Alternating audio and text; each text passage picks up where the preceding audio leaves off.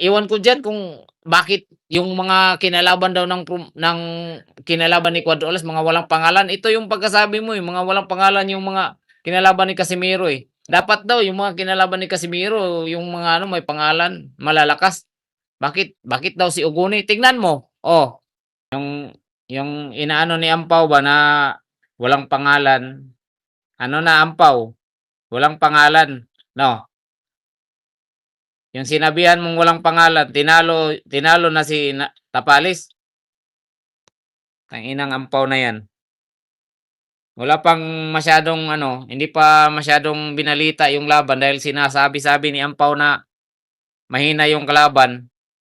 Oo, dahil 'yan sa kagawan mo Ampaw. Ang inang Ampaw na 'yan.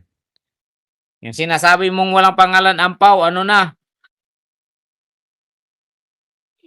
tinalo lang ng walang pangalan. Oh, tinalo ng magtataho. Ayan na.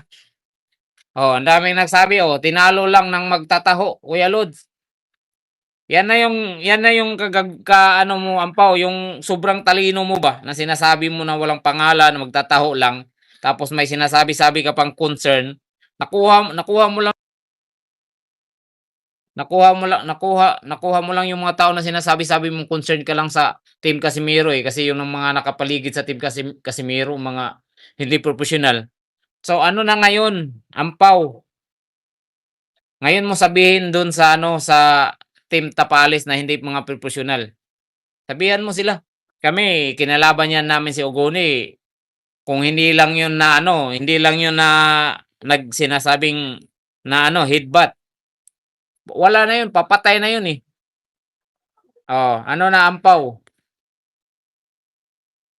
Magtataho no? Magtataho. May sabi-sabi ka pang concern ka lang. Si Ampaw yung reakan natin kasi ito yung nagsabi-sabi, nakuha niya yung mga tao na sinasabi-sabi niya na concern lang daw siya sa kay Casimiro. Kasi magaling si Casimiro. Concern lang talaga ako kay Casimiro kasi yung mga nakapaligid daw kay Casimiro, hindi daw mga propesyonal. Oh, 'di ba kinalaban namin 'yan tapos sinasabi-sabi niya walang pangalan, sayang daw, sayang. Iwan ko dito sa promotion daw bakit yung mga kinalaban daw ni Casimiro mga mahihina. Ayan na Ampaw. Oh, ayan na yung sinasabi mong mahihina. Oh, 'di ba? Kayo ng magtataho, magbubuti. Walang pangalan. Oh,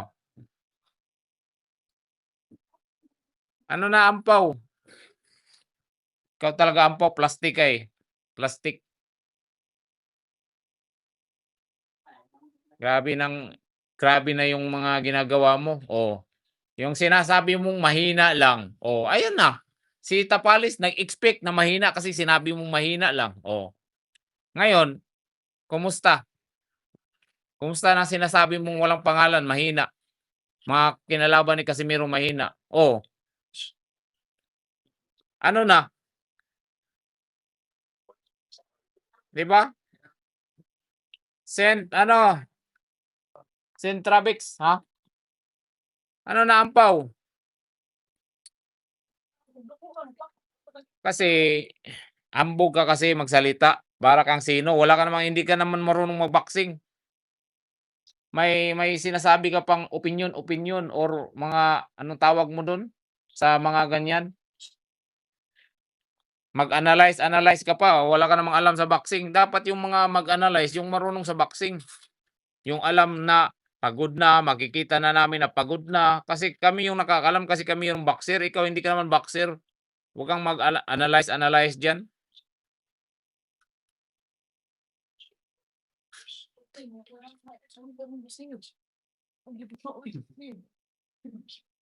Wala akong masasabi sa galawan ni Tapalis. Ang masasabi ko, si Ogoni sinabihan na magbubuti, 'di ba?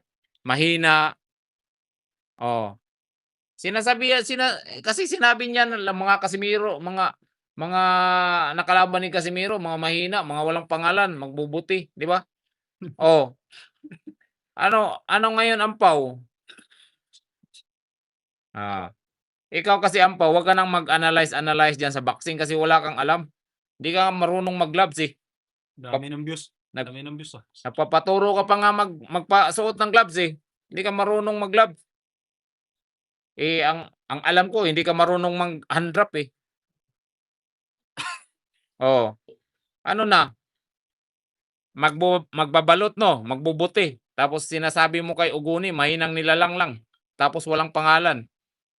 May pa-concern-concern ka pa dun ako na nagagalit sa'yo, eh, na sinasabi mong may concern ka pa sa nakuha mo lang yung loob ng mga tao, eh, kasi sinasabi-sabi mo may concern lang ako kay Casimiro, concern lang ako kay Cuadro Alas.